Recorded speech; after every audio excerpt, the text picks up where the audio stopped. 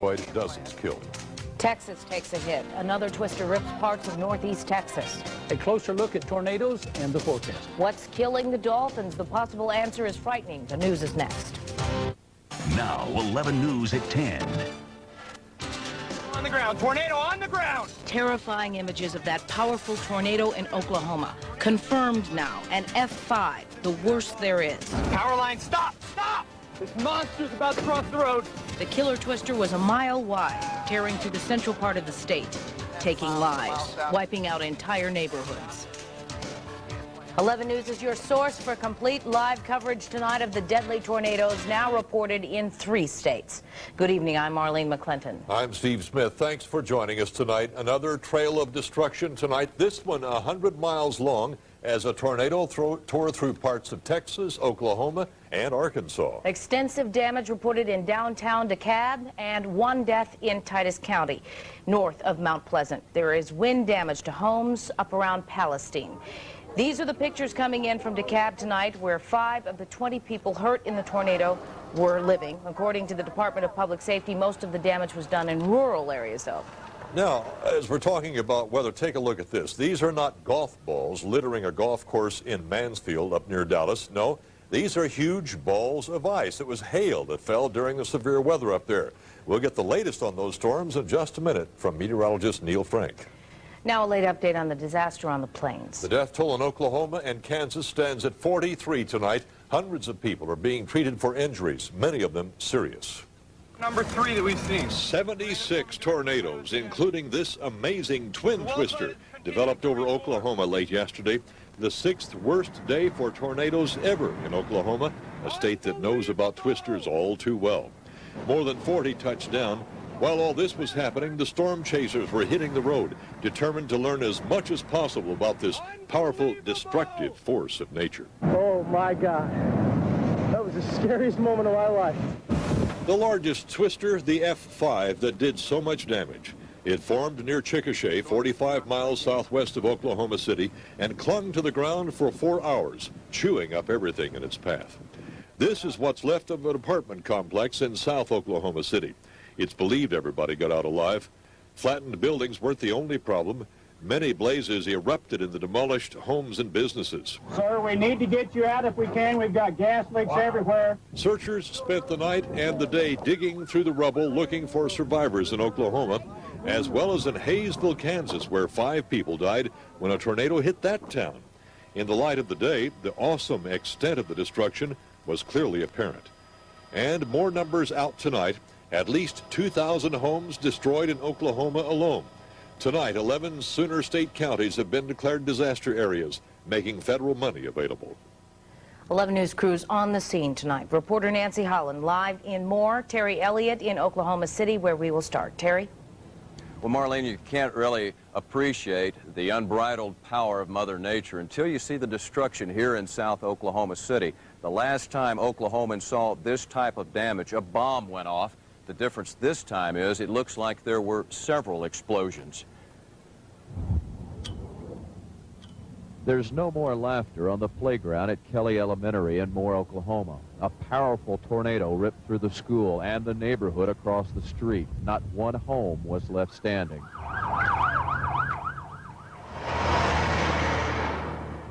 Curtis Maxwell says he's lucky to even have a home, although his family can no longer live here. It just looked like a big impact just came through here and just blasted glass from one section to the other. And of course, nothing here is salvageable. Total destruction as far as the eye can see in some parts of South Oklahoma City. This is the neighborhood where my sister-in-law and her husband used to live, the same spot where Vivian Marlin heard all hell breaking loose. No lights now. When they talk about a freight train, it was far worse than a freight train. Marlin rode out the storm with her son and daughter-in-law in the center of her house. This is the worst I could have ever imagined. I just never thought about anything this devastating. Yet not one piece of glass broken in her china cabinet. Hard to understand how some things are left unblemished while others are ripped to shreds. And a curfew is in place in many parts of South Oklahoma City and more to ensure people's safety and to keep prospective looters in check. Marlene? All right, thank you, Terry. Nancy, let's go ahead and turn to you now. You're in Moore, Oklahoma, but we understand, of course, you've seen another heartbreaking situation to the southwest of there, right? There are so many, and amazing as it is to see the big picture, it is when you walk into a single home that it really hits you.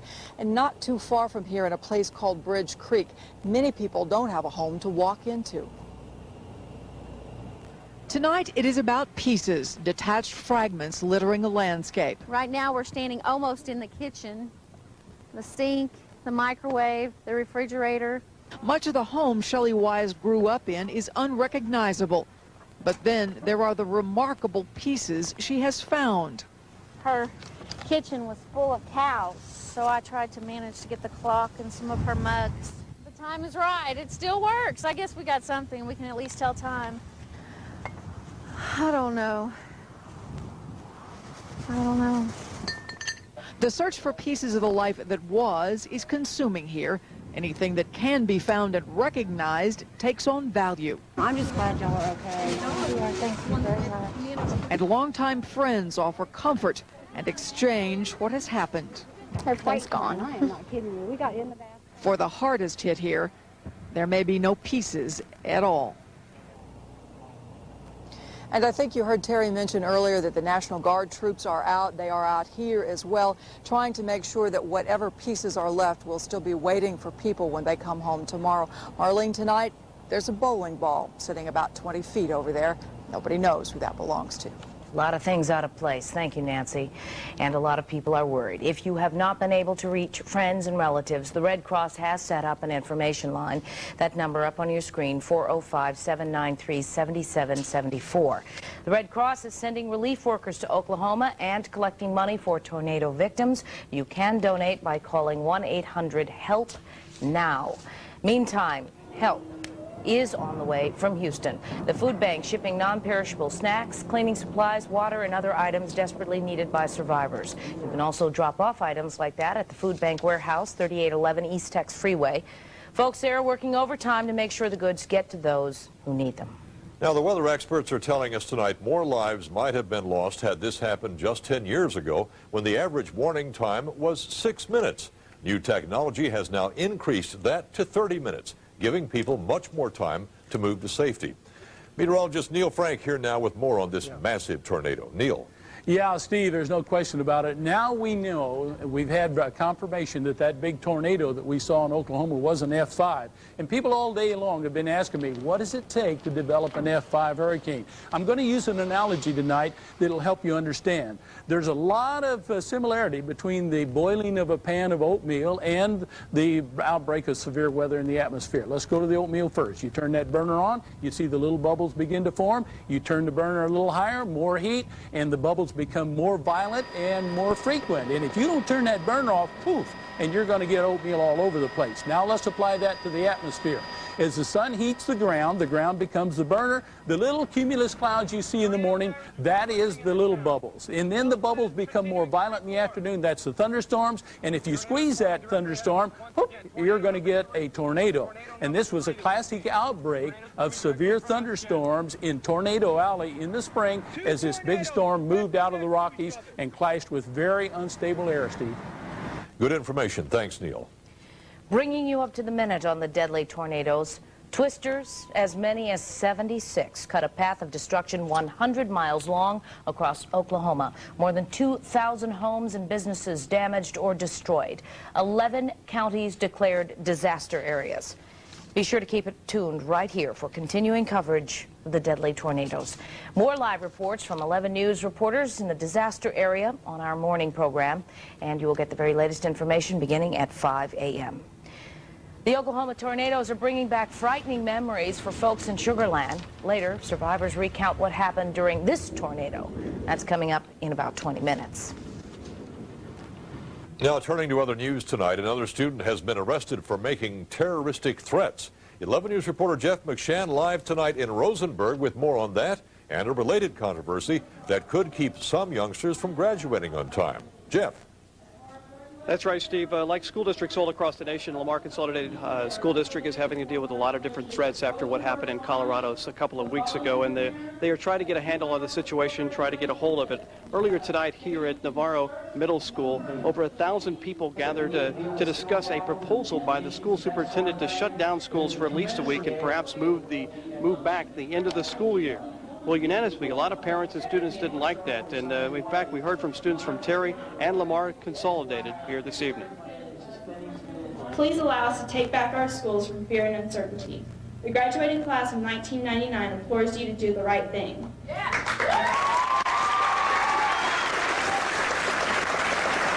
You will be backing down from a bunch of delinquents who think it's funny to mess around and call pranks. And by doing this, you're going to have problems from here on out. And inevitably, you're going to punish those who have worked hard to get through high school and reward those who haven't. And there were a lot of seniors here this evening. Again, the school board will probably make a decision by the end of the week. But right now, schools are on for tomorrow. So if you have a child that goes to this school district, they will be operating tomorrow. And again, a decision hopefully by the end of the week. But they are trying to deal with the situation as best they can. One of the proposals to move back the school year about a week or so. But that's still up in the air tonight. We've had over 1,000 people here this evening. Approximately 72 went before the school board to talk about this issue. Steve? Shut down the schools in some sort of cooling off period, Jeff, for a week? That's what they're hoping, because they've had so many bomb threats like school districts all across the nation, and of course HISD as well. Jeff McShann, thank you. Another Apache helicopter has crashed in Albania. Late word on that, and the former American prisoners of war. Why are dolphins dying off the Texas coast, and why people should worry about it? Celebrity is no barrier to this disease. Cancer strikes without warning. 11 News anchor Sylvan Rodriguez gives you an up-close look at his personal battle with pancreatic cancer. Private insights of a public person waging the battle of a lifetime. 11 Up Close, Wednesday at 10. You're watching Houston's leader for live local coverage. Steve Smith and Marlene McClinton.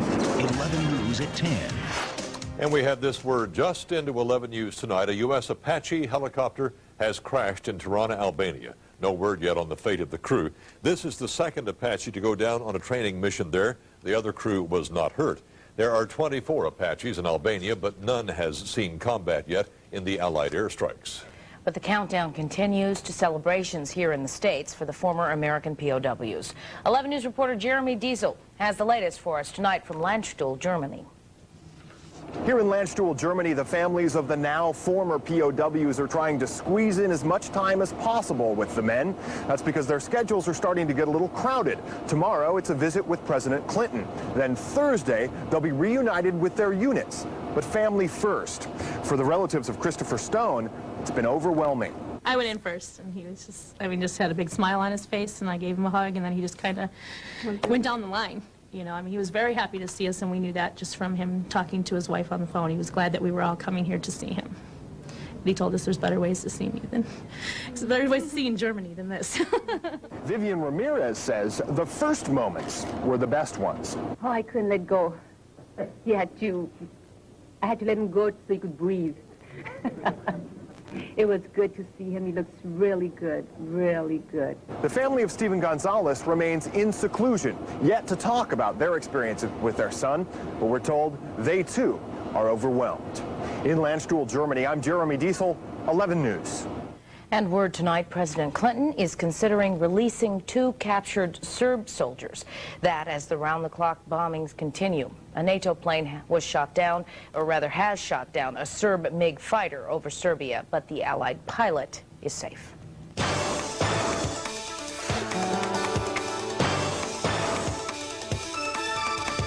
In tonight's up-close report, a sea of trouble here at home. Cancer-causing PCBs have been banned from use in electrical transformers for 25 years now.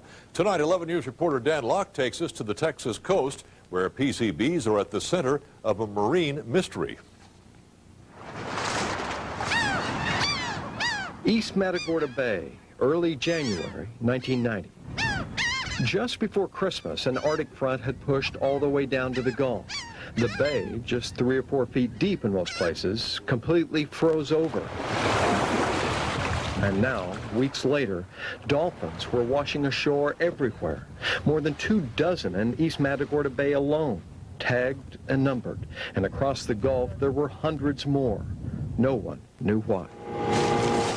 Somewhere beneath the fog of a minus 134 degrees Celsius is a package labeled PO 109. It's a tissue sample, a ½ inch square, from one of those Matagorda Bay dolphins. Dr. David Busby from Texas A&M has studied tissue from 10 of them. We found high levels of some of the organic pollutants, particularly the polychlorinated biphenyls, which are PCBs, the PCBs. This is blubber from a dolphin. It's where PCBs call home. They can lodge there for years without creating a problem until the dolphin becomes stressed. Let's say that the animals are deprived of food. They start to metabolize their fat, and as they metabolize fat, then they release the compounds back into the blood, and all of a sudden they may have this acute dosing effect with high levels of PCBs present in the blood. 16% here would be a summertime. Graham Worthy has charted dead and stranded dolphins from all over the world. He says Busby's study is alarming because what he found were toxic levels 200 times greater than the level that causes birth defects in rats. East Matagorda Bay is hours from here down the coast, but no one really believes that the problem with PCBs is isolated there. PCBs were used everywhere and washed into storm drains and creeks, which dumped into rivers and bays. And so researchers believe that PCBs are just as likely here in Galveston Bay as they were in East Matagorda Bay. PCBs sit in the sediment, where scientists say they are ingested by microorganisms which begin their climb up the food chain, bioconcentrating or magnifying as they go. So they're going to be at very high levels in the last individual in the food chain. Now, if you were to look at the marine food chain, that would be something like sharks or dolphins. If you look at the terrestrial food chain, that's us. I just hope they're not dumping it into the bay too much. Take a chance, I guess, eating it. Fishermen couldn't taste the PCBs if they were there, and there's no way for a shrimper to know if his catch is loaded with PCBs because the tests are never run. We may be fine, but on the other hand, we don't know for certain. We need to look. Okay, go over here to the side. Go over to the side. Every year, dozens of dolphins, our friends at the top of the food chain, wash ashore, and teams of students and researchers work round the clock to save them. Maybe the reason we fight so hard for them is that we understand that in death, some of them are sending us a message, a warning. Dan Locke, 11 Up Close. Now, some public health leaders say they think studies for PCBs are now necessary both on humans and on fish the humans eat. Twisters to the north, but will severe storms hit the Houston area? And we'll look back on a February day when a tornado tore through Sugar Land, Texas.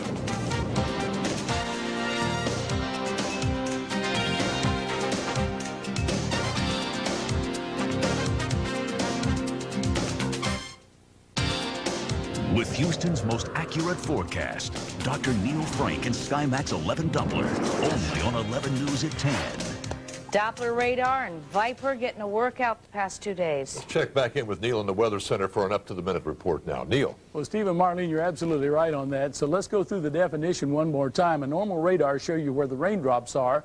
If you add the Doppler dimensions, it tells you where the raindrops are moving towards you or moving away from you. And if they are, that implies some kind of a rotation. So our Viper computer system keeps track of those rotations, and that's what we've been watching all day long here. Now, here you can see Shreveport, and back here to my left, you can see Lufkin's back down here, and Nacogdoches in Longview. And so what we see right now is a pretty good thunderstorm complex just over the north end of Toledo Bend near Shelbyville. And notice there's some rotation, but now we're going to tilt the map so that we can see it in the vertical, and notice that the rotation is in the upper part of the atmosphere. There's not a vertical column here, so we're not that concerned about maybe a tornado forming here. Let me show you how this all developed today. Let's go back 24 hours, and at that time we had this line of weather in Oklahoma. This was just after that F5 tornado went through Oklahoma City. You'll see this area move out, and then another area form during the afternoon today.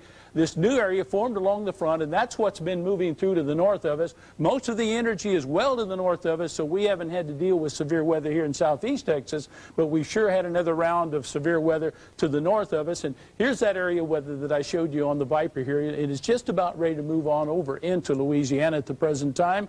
As we broaden our look and look down at the satellite, if you watch carefully, you'll see some rotation of the clouds up in Kansas. That storm system moved out of the Rockies and on into Kansas. And here's the tops of the thunderstorms that are in the northeastern part of the state. And here is that front. It's by Waco now. It's just north of College Station, just north of Austin. About the only way that you know it's there is because the air behind it is a little drier, where the dew points are in the 50s. Ahead of it, they're in the 60s and the 70s, as I'll show you in a minute. And boy, ahead of that front today, very, very warm. 110 down in McAllen was the warmest temperature in the lower 48. Here locally, 84 at Bush, 82 down on the island. So the temperatures are running 2 to 4 degrees above normal.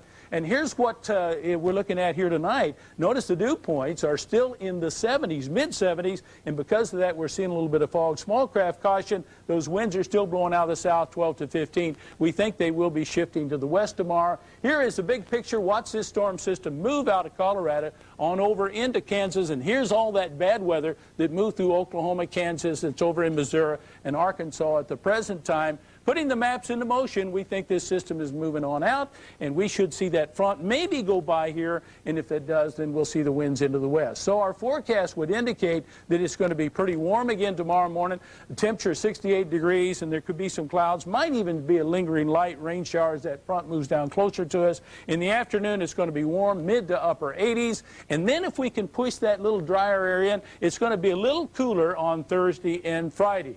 So better weather coming our way, and all the bad weather has stayed to the north of us today, Steve and Marlene. Unfortunately for them, I guess good for us. Thanks, Neil. But tornadoes in Oklahoma rekindle memories of a destructive twister in Fort Bend County. You're watching Houston's leader for live local coverage, 11 News at 10. The devastation is widespread and total. Entire neighborhoods wiped out. The death toll standing tonight at 43, with hundreds more injured. This is just one of several dozen deadly tornadoes that zigzagged their way across Oklahoma and Kansas yesterday. People who lived through these powerful storms say it's an experience they can never forget. 11 News reporter Terrence Jackson tonight with survivors' stories from people remembering the Sugar Land twister of '98. For a few moments, it was a marvelous spectacle in the sky, but the funnel cloud towering over Sugar Land quickly became a menacing tornado. The First Colony Mall was its prime target. As the tornado came across the street, it wiped out that entire side of Dillard's right there, and basically came straight across over here to the rink and took out this all of the glass that you see. The face was blown off of the Dillard's department store. The nearby skating rink, the aerodrome, was busted up while dozens of kids were inside. I was unlacing my skates and the wall right there just collapsed. More than a year later, Catherine Sturman still skates here, and she still remembers. Kids were screaming and crying, and everyone was just like panicking and running to everyone that they knew. And you know, the proverbial freight train that you always hear people talk about, that's exactly what it was. And you could feel the wind blowing through the building. Buildings and a few homes were the only casualties from this twister. No one was seriously injured or killed. But the people who were in the midst of the storm say the experience is unforgettable. Terrence Jackson, 11 News. And a reminder for you to join the 11 Morning News team for the very latest on the deadly tornadoes. Late developments, live reports beginning at 5 a.m. Well, for the Astros in New York, it was a super evening with great performances at the plate.